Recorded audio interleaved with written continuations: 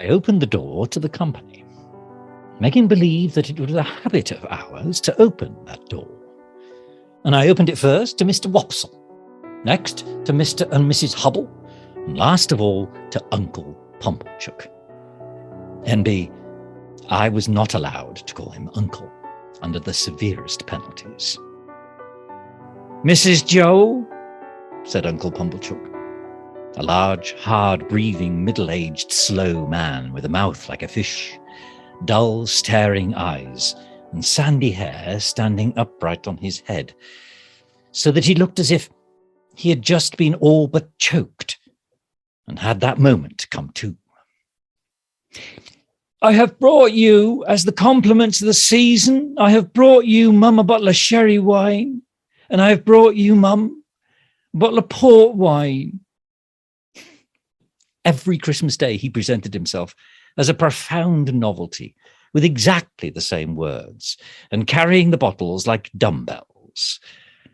And every Christmas Day, Mrs Joe replied, as she now replied, "Oh, Uncle Pumblechook, this is kind." And every Christmas Day he retorted, as he now retorted, "It's no more'n your merits. And now, how are you all, Bobbish? And how's sixpenn'orth of halfpence?" Meaning me. We dined on these occasions in the kitchen, and adjourned for the nuts and oranges and apples to the parlour, which was a change very like Joe's change from his working clothes to his Sunday dress. My sister was uncommonly lively on the present occasion, and indeed was generally more gracious in the society of Mrs Hubble than in other company. I remember Mrs Hubble as a little curly, sharp-edged person in sky blue, who held a conventionally juvenile position because she had married Mr Hubble, I don't know at what remote period, when she was much younger than he. I remember Mr Hubble as a tough, high-shouldered, stooping old man of a sawdusty fragrance, with his legs extraordinarily wide apart, so that in my short days I always saw some miles of open country between them when I met him coming up the lane. Among this good company, I should have felt myself, even if I hadn't robbed the pantry, in a false position, and not because I was squeezed in at an acute angle of the tablecloth, with the table in my chest and the Pumblechuckian elbow in my eye. Nor because I was not allowed to speak. I didn't want to speak. And nor because I was regaled with the scaly tips of the drumsticks of the fowls, and with those obscure corners of pork of which the pig, when living, had the least reason to be vain. No, I should not have minded that, if only they would have left me alone. But they wouldn't leave me alone. They seemed to think the opportunity lost if they failed to point the conversation at me and stick the point into me. I might have been an unfortunate little bull in a Spanish arena. I got so smartingly goaded by these moral gods. It began the moment we sat down to dinner.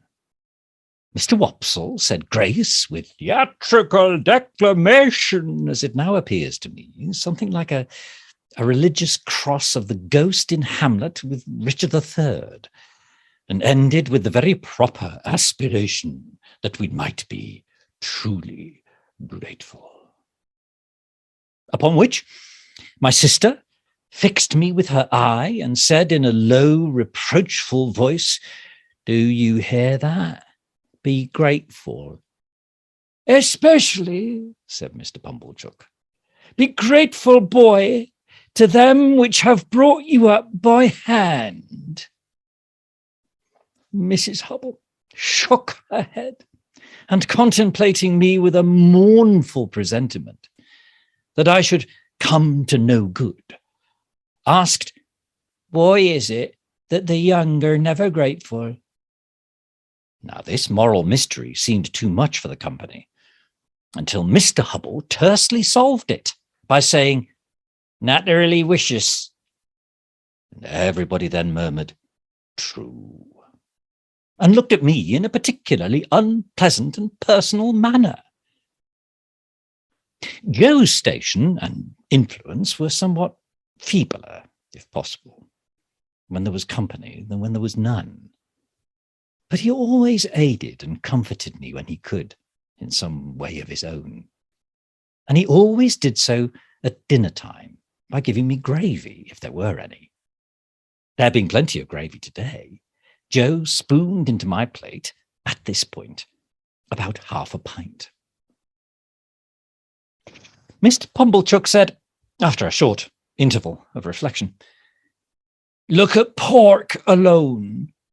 There's a subject.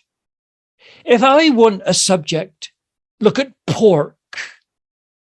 "True, sir. Many a moral for the young," returned Mr. Wopsle, and I knew he was going to lug me in before he said it. "Might be deduced from that text." "You listen to this," said my sister to me in a severe parenthesis. Joe gave me some more gravy. "Swine," pursued Mr. Wopsle in his deepest voice, and pointing his fork at my blushes, as if he were mentioning my Christian name. "Swine were the companions of the prodigal. The gluttony of swine is put before us as an example to the young." I thought this pretty well in him, who'd been praising up the pork for being so plump and juicy. "What is detestable in a pig is more detestable in a boy." "Or a girl," suggested Mr. Hubble. "Of course, or girl, Mr. Hubble," assented Mr. Wopsle, rather irritably. "But there is no girl present." "Besides," said Mr. Pumblechook, turning sharp on me, "think what you've got to be grateful for. If you'd been born a squeaker—" "Oh, he was, if ever a child was," said my sister most emphatically. Joe gave me some more gravy. "Well, but I mean a 4-footed squeaker," said Mr. Pumblechook. "If you had been born such, would you have been here now? Not you, unless in that form," said Mr. Wopsle, nodding toward the dish. "But I don't mean in that form, sir," returned Mr. Pumblechook, who had an objection to being interrupted. "I mean enjoying himself with his elders and betters, and improving himself with their conversation, and rolling in the lap of luxury. Would ye have been doing that? No, we wouldn't. And what would have been your destination?" Turning on me again. "You would have been disposed of for so many shillings according to the market price of the article. And Dunstable the butcher would have come up to you as you lay in your straw, and he would have whipped you under his left arm, and with his right he would have tucked up his frock to get a penknife from out of his waistcoat pocket, and he would have shed your blood and had your life. No bringing up by hand then, not a bit of it." Joe offered me more gravy, which I was afraid to take. "He was a world of trouble to you, ma'am," said Mrs. Hubble, commiserating my sister. "Trouble," echoed my sister. "Trouble." And then entered on a fearful catalogue of all the illnesses I had been guilty of, and all the acts of sleeplessness I had committed, and all the high places I'd tumbled from, and all the low places I had tumbled into, and all the injuries I had done myself, and all the times she had wished me in my grave, and I had contumaciously refused to go there. "And yet," said Mr. Pumblechook, leading the company gently back to the theme from which they had strayed. Pork, regarded as boiled, is rich too, ain't it? Have a little brandy, uncle, said my sister. Oh, heavens, it had come at last. He would find it was weak. He would say it was weak. And I was lost. I held tight to the leg of the table under the cloth with both my hands and awaited my fate. My sister went for the stone bottle, came back with the stone bottle, and poured his brandy out, no one else taking any. The wretched man, trifled with his glass, took it up, looked at it through the light, put it down, prolonged my misery. And all this time, Mrs. Joe and Joe were briskly clearing the table for the pie and pudding. I couldn't keep my eyes off him, always holding tight by the leg of the table with my hands and feet.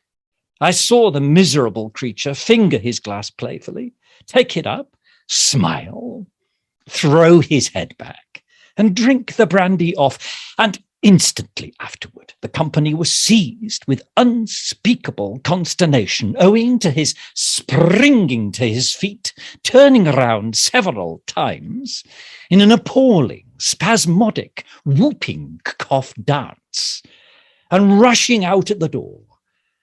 And he then became visible through the window, violently plunging and expectorating, making the most hideous faces, and apparently out of his mind. Well, I held on tight, while Mrs. Joe and Joe ran to him. I didn't know how I'd done it, but I had, no doubt, I had murdered him somehow. In my dreadful situation, it was a relief when he was brought back, and surveying the company all round as if they had disagreed with him, sank into his chair with one significant gasp. Tar! I had filled up the bottle from the tar water jug. I knew he would be worse by and by.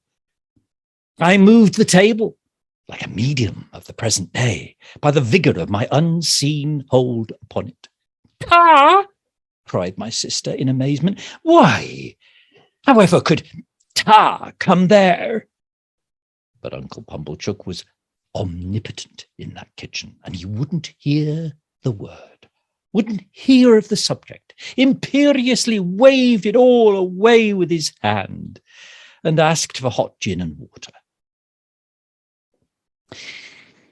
My sister, who had begun to be alarmingly meditative, had to employ herself actively in getting the gin, the hot water, the sugar, and the lemon peel, and mixing them. And for the time being, at least, I was saved.